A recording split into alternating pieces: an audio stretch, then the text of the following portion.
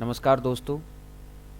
आज हम देखेंगे इंटरनेशनल लेबर ऑर्गेनाइजेशन, जो कि एक बहुत ही महत्वपूर्ण अंतर्राष्ट्रीय संस्था है। उसके साथ ही साथ लेबर लॉ का एक बहुत ही महत्वपूर्ण टॉपिक है। तो जैसा कि आपको पता होगा कि जब प्रथम विश्व युद्ध खत्म हुआ था तो उसके बाद ट्रिटी ऑफ वर्सलीज हुई थी। ट्रिटी ऑफ वर्सलीज, वर्साई की संधि।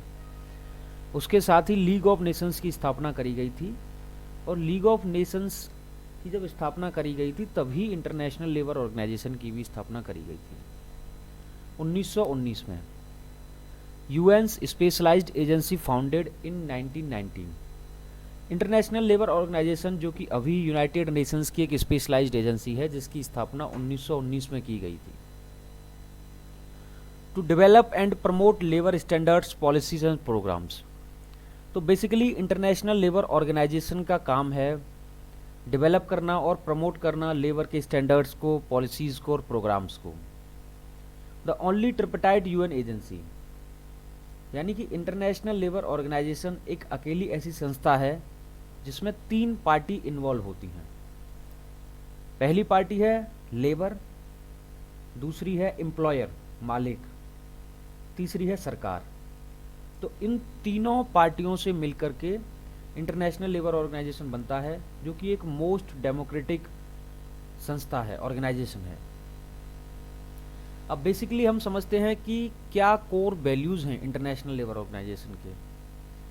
तो जो कोर वैल्यूज़ हैं उनमें इंक्लूड है प्रमोशन ऑफ फंडामेंटल प्रिंसिपल्स, यानी कि जो फंडामेंटल प्रिंसिपल्स हैं उनको प्रमोट करना, जिसमें आता है राइट एट वर्क, मतलब सबको काम करने का अधिकार होना चाहिए। Such as freedom of association, जो वर्कर्स हैं उनको एसोसिएशन बनाने का अधिकार होना चाहिए, अपना संघ बनाने का अधिकार होना चाहिए।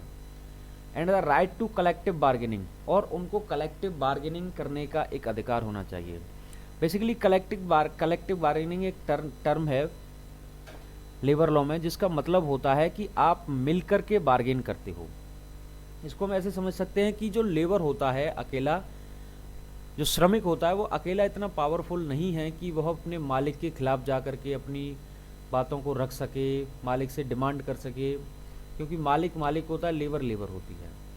तो इसी बीच एक चीज़ आती है कलेक्टिव बार्गेनिंग, जिसमें ट्रेड यूनियंस भी आती हैं। तो ट्रेड यूनियंस मिल कर के मालिक से अपनी डिमांड रखते हैं और वह बताते हैं जैसे कि क्या बेस कम करनी है, बढ़ानी है, या वहाँ पर किस तरीके का एनवायरनमेंट होना चाहिए, वर्किंग कंडीशंस होनी चाहिए, क्या क्या उनकी डिमांड है। तो ये सब वो मालिक के साथ रखते हैं और वो बातचीत करके उन्हें सॉर्ट आउट करते हैं। तो वही कलेक्टिव बार्गेनिंग होती है, जिसमें मालिक कुछ कहता है, लेबर कुछ कहती है, फिर वो मिल करके एक बात पर निश्चित हो जाते हैं, वही कलेक्टिव बार्गेनिंग होती है।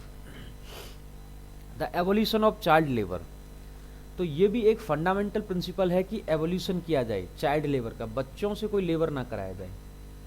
फोर्स लेबर, किसी से ज़बरदस्ती काम न कराया जाए।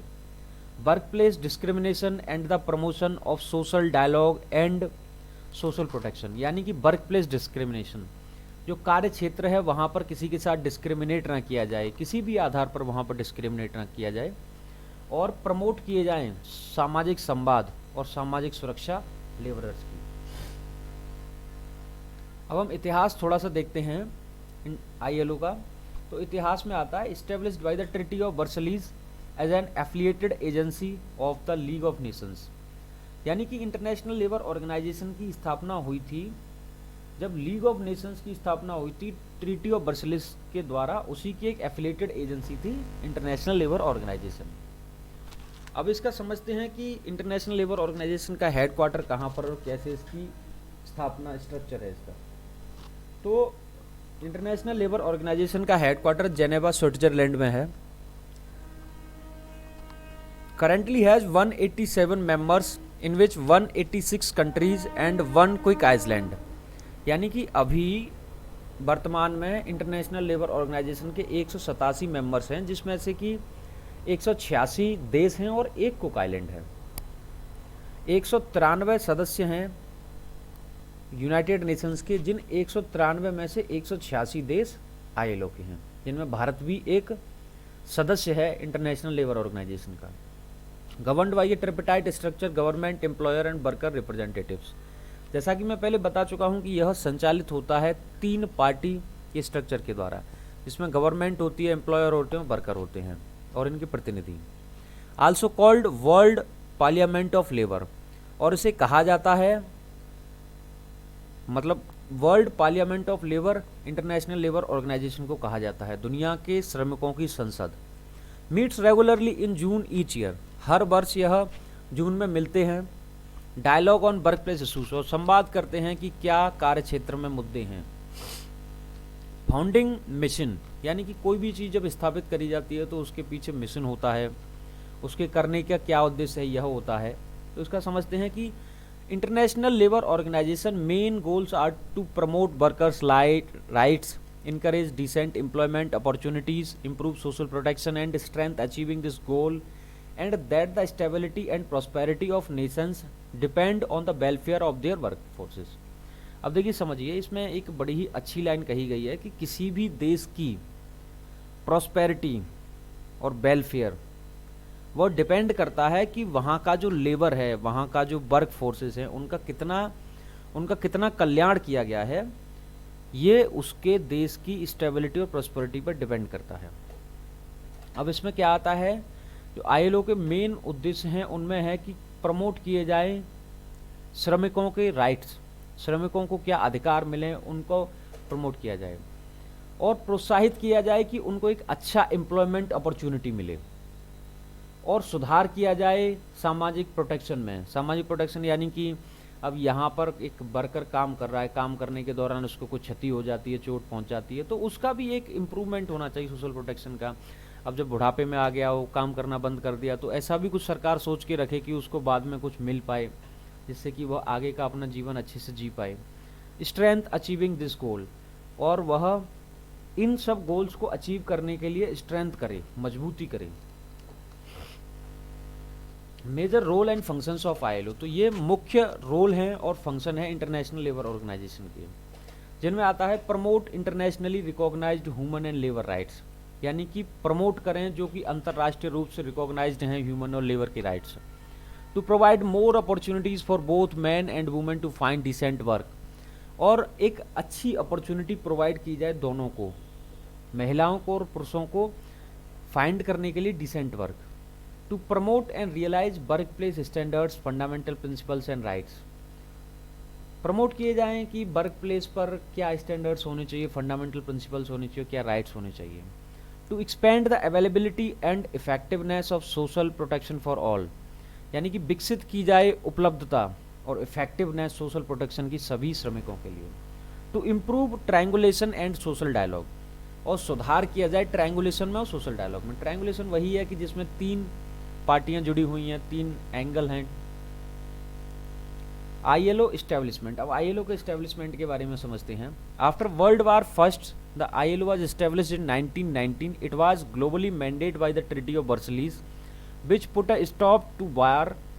Its founders understood that collaboration between government, employers and employees were essential to function of ILO।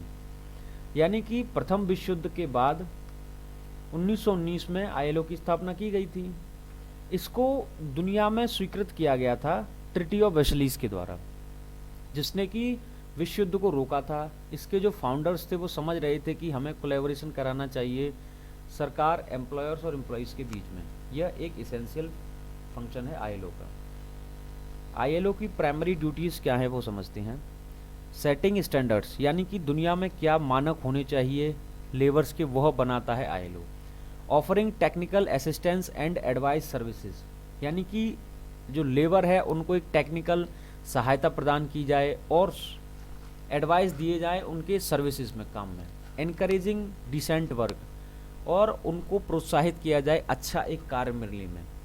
Supporting social dialogue, और उनको सपोर्ट किया जाए, समर्थन किया जाए सामाजिक संवाद करने में। रिसर्च एंड एनालिसिस, और रिसर्च और एनालिसिस किया जाए।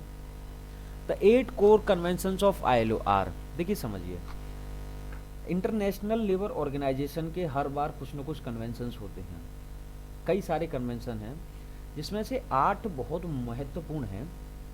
उनको हम जानते हैं 8 को।